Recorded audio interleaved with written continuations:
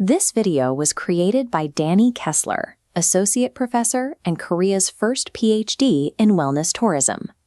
When you experience a negative event, you feel an immediate, piercing impact. The Buddhist tradition calls this the first arrow. It is the sudden biological or emotional tearing that occurs the exact moment a hardship strikes. Losing a job, failing a critical exam, tearing a ligament on the field. These events generate a baseline level of immediate neurological distress. Physical and emotional pain are fixed, mandatory variables of human existence. You cannot opt out of them. But almost instantly, your mind reacts to that initial strike. You project anger. You assign blame to whoever you feel is responsible. You scream internally about how unfair the situation is. This cognitive reaction is the second arrow. In a primal physical survival scenario, that acute stress response might keep you alive. In a modern academic or professional environment, it completely misfires.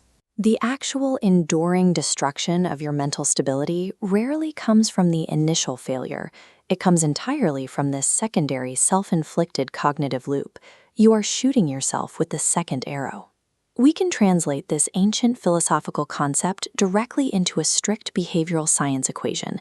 S equals P times R. Suffering equals pain multiplied by resistance. This diagram illustrates the baseline of that equation. The static block here represents P, or pain. It is the constant variable. No matter how much you try to mitigate risk in your career or personal life, a baseline level of neurological distress cannot be eliminated. The P is always present. Now look at the second variable. This dynamic multiplier is R, representing resistance. This is your internal narrative actively arguing with reality, telling you that the event shouldn't be happening to you.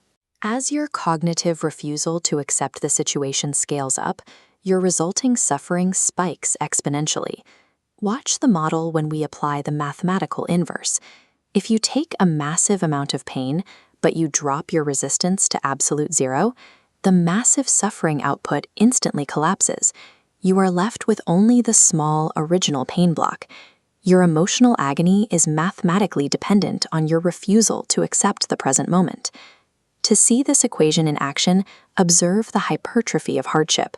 Compare the physical stresses of an athlete in the gym to the psychological stresses of a professional at a desk.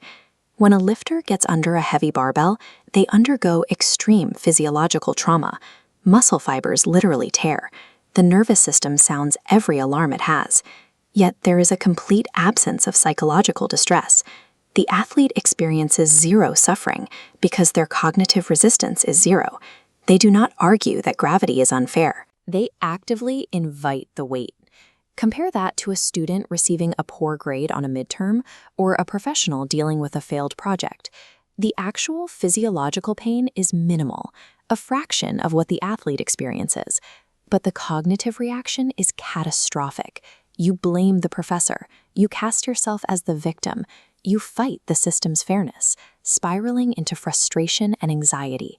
By applying massive resistance to minor pain points, you synthesize a crushing nightmare out of an entirely manageable failure. How do we engineer a cognitive escape from this cycle? How do we drop the second arrow? It requires radical acceptance. This does not mean surrendering. It does not mean you have to be happy about a failure. It simply means you cease expending mental energy arguing with an immovable past. When you stop resisting, the raw, unmultiplied pain that remains becomes incredibly useful.